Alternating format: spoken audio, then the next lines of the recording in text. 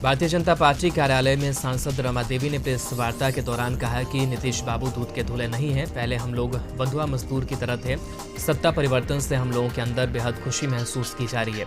अब हम अपने जनता के हित को लेकर संघर्ष करेंगे। पूर्व मंत्री प्रेम कुमार ने बताया कि गुजरात मॉडल पर संगठनात्मक ढांचा बिहार में तैयार किया जा रहा है। प्रत्येक परिवारों के लिए एक एक कमेटी बनने जा रही है जो संगठन को मजबूत करेगा। बिहार में जो राजनीति का बदलाव आया है उससे बीजेपी बेहद खुश है।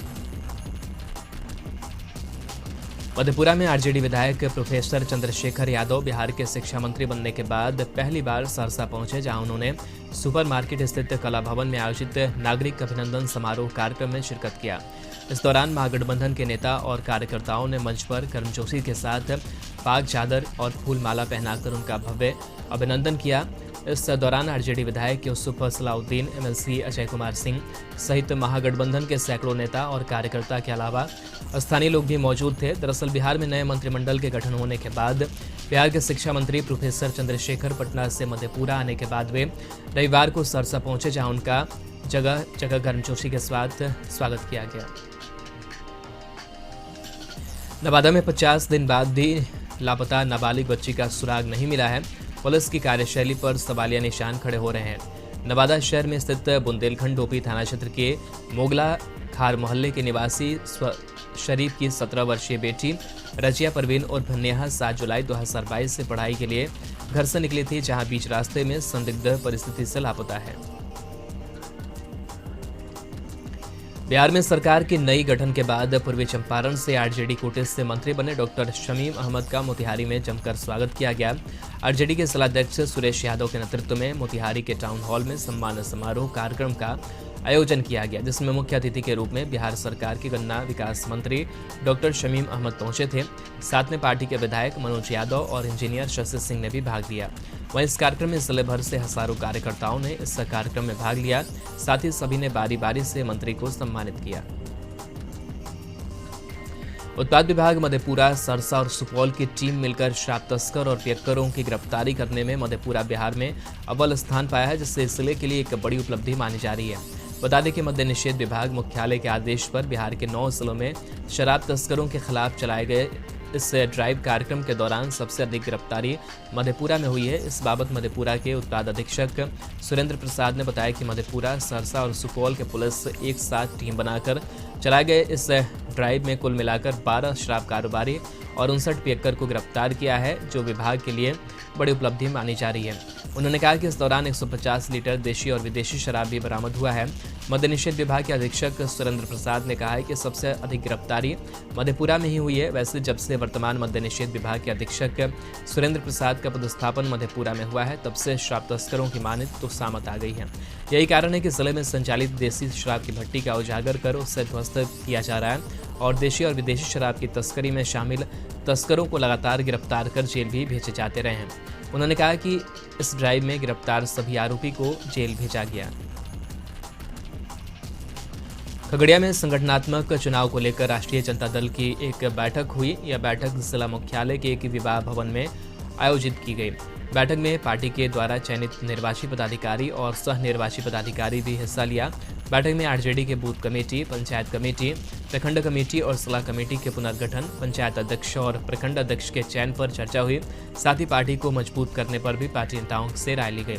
बैठक में अलौली से आरजेडी विधायक रामवृक्ष सदा, जिलाध्यक्ष कुमार रंजन उर्फ पप्पू और आरजेडी नेता मनोहर कुमार यादव भी भाग लिया। मौके पर निर्वाची पदाधिकारी राकेश कुमार रोशन ने कहा कि आरजेडी को बूथ स्तर पर मजबूत करने और धारदार बनाने पर चर्चा हुई, जिसको लेकर पार्टी नेताओं को जिम्मेदारी दी गई है। कटिहार के सांसद श्री दुलाल चंद्र गोस्वामी जी द्वारा लोकसभा के पटल पर उठाई गई मांग को, जो कटिहार से कुमेदपुर 29.53 किलोमीटर और कटिहार से मुकुरिया 34.6 किलोमीटर, जिसकी कुल लंबाई 64.14 किलोमीटर है, रेलवे लाइन के दोहरीकरण के लिए था। रेल मंत्रालय ने उसकी स्वीकृति दे दी है, जिसकी लागत 942.64 करोड़ रुपए होगी।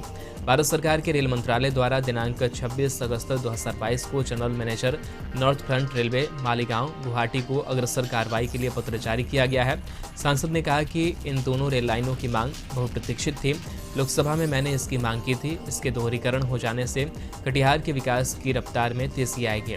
इस कार्य के लिए जेडीयू जिलाध्यक्ष कटिहार शमीम इकबाल, पूर्व जिलाध्यक्ष संजीव श्रीवास्तव, जेडीयू नेता सूरज प्रकाश राय, प्रमोद राय, मुकेश सिंह, अमल गोस्वामी, निरंजन पोद्दार, मिथुन यादव, आशीष परिदानी, हीरालाल राही, सज्जन राय, उदय सिंह, लालू यादव और अन्य ने सांसद को बधाई दी।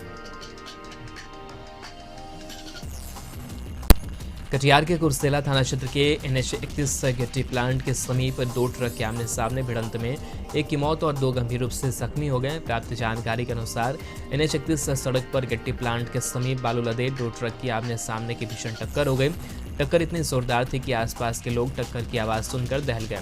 इस भीषण टक्कर में कुर्सेला से पूर्णिया की ओर जा रहे ट्रक ड्राइवर की मौत ट्रक में दबकर ही हो गई। वहीं पूर्णिया से कुर्सेला की ओर आ रही ट्रक में ड्राइवर और खलासी ट्रक में ही फंस गए, जिससे कुर्सेला पुलिस ने स्थानीय लोगों और जेसीबी के मदद से घंटों मशक्कत के बाद बाहर निकालकर स्वास्थ्य केंद्र में भर्ती कराया, जहां घायल की नाजुक स्थिति को देखते हुए प्राथमिक उपचार के बाद कटिहार रेफर किया गया। वहीं इस घटना में दोनों ट्रक के परखच्चे उड़ गए। लेट्स इंस्पायर बिहार कार्यक्रम के तहत जमुई के एक सभागार में बिहार के गृह विभाग के विशेष सचिव और भारतीय पुलिस सेवा के अधिकारी विकास वैभव ने लोगों को संबोधित करने के लिए उपस्थित हुए। इस मौके पर उन्होंने लोगों से संवाद के दौरान बताया कि बिहार में विकास की काफ़ी संभावनाएं हैं, ज़रूरत है एक सशक्त मार्गदर्शन की। उन्होंने बताया कि बिहार लोकतंत्र की जननी है, यहाँ शिक्षा का केंद्र रहा है। उस शिक्षण संस्थान में विद्यार्थी लंबी दूरी तय कर आते हैं, काफ़ी कठिनाइयों का सामना कर विद्यार्जन करते थे, लेकिन आज लोग भटक चुके हैं। जात पात ऊंच नीच की भावनाओं के कारण आज बिहार पिछड़ रहा है। इन्हीं सब बातों को देखते हुए उन्होंने लेट्स इंस्पायर बिहार कार्यक्रम की शुरुआत की और लोगों में जागृति लाने के लिए वो हर सलाह में जाकर लोगों से संवाद कर उन्हें इंस्पायर करने के ठाने। इस कड़ी में वे जमुई आए और लोगों को संबोधित किया। उन्होंने बताया कि जमुई उनका 26वां जिला है, जहाँ वह लोगों से संवाद कर प्रेरित कर रहे हैं। देवघर पथरड्डा ओबी थाना क्षेत्र स्थित मुंडा गांव से एक 13 वर्षीय नाबालिग लड़की को अपहरण कर ले जाने का मामला सामने आया है।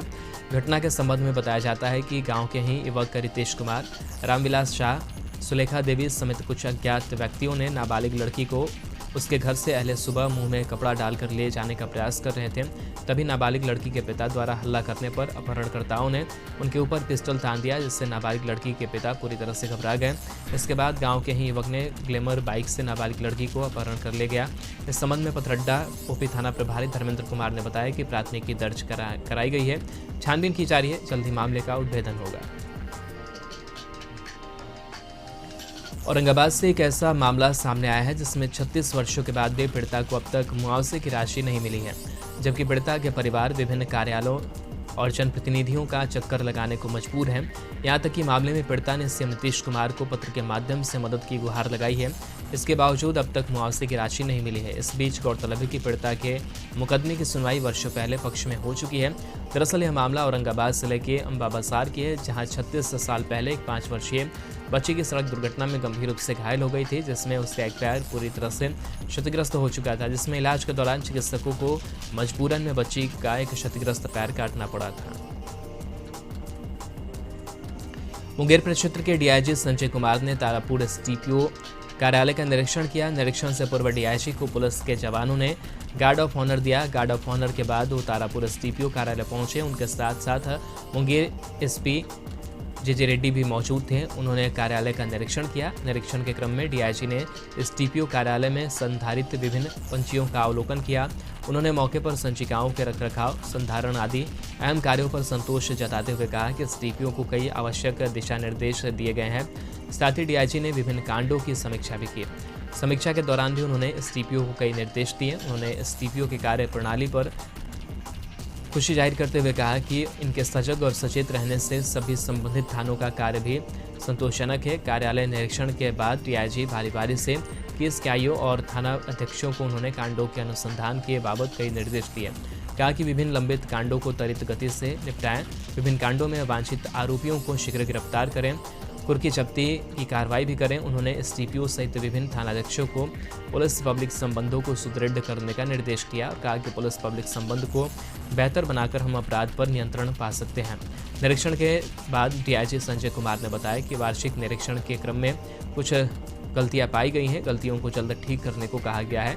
यहाँ का काम संतोषजनक पाया गया है और अच्छा काम करने को लेकर दिशा निर्देश दिया गया है। बेगूसराय में पटना एसटीएफ ने छापेमारी कर 4 कुख्यात हथियार तस्करों को गिरफ्तार किया, जिसके पास से पुलिस ने एक कार्बाइन, एक पिस्टल, एक बाइक बरामद किया। पटना एसटीएफ को सूचना मिली थी कि मटिहानी थाना क्षेत्र के सीमा गांव में हथियार तस्कर हथियार की खरीद बिक्री कर रहे हैं। इस सूचना पर पटना एसटीएफ की टीम ने सेमा ढाला गुप्ता बांध पर छापेमारी की, जहां से खकरिया इस्ला के रहने वाले अमरजीत यादव और उसके साथी कुंजेश कुमार के साथ गिरफ्तार किया गया। गिरफ्तार अमरजीत यादव से पूछताछ के आधार पर एसटीएफ की टीम ने मुंगेर के शकरपुरा गांव में छापेमारी की, जहां से कुख्यात हथियार तस्कर सनोज यादव और उसके साथी अविनाश कुमार के साथ गिरफ्तारी की गई। इसके बाद से पुलिस ने एक पिस्टल और एक देसी पिस्टल बरामद किया। फिलहाल पुलिस सभी हथियार तस्करों से पूछताछ कर रही है।